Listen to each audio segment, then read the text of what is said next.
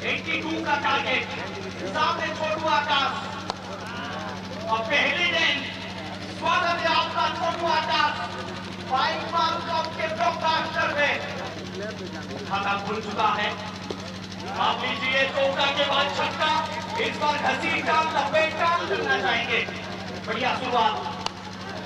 आप लीजिए और एक बार मिडअप के ओवर से पीछा करें तो फिर शुरुआत कुछ इस प्रकार का होना चाहिए। और एक चौका के लिए गेंद चली, वेस्टर्न ओडिशा का सबसे बेहतरीन खिलाड़ी अब पीछे की तरफ निकल चुका है। गेंद चाहिए किसका ना आ चुका है। छोटू आकाश और एक बार हवाई फायर करने का भरपूर प्रयास किया।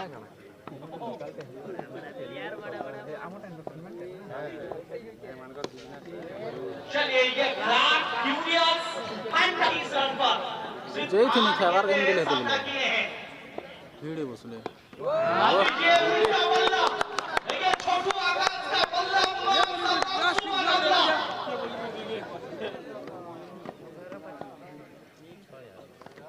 भाई यहाँ के गेंदबाज, लेकिन गेंद को पड़ा है और छक्का के लिए जड़ा है। छोटू आकाश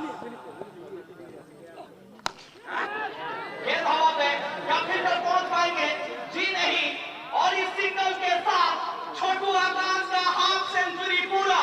अरे आदर करो, सत्कार करो इस खिलाड़ी को, नमस्कार। उड़ीसा टेनिस क्रिकेट का के नामी दामी खिलाड़ी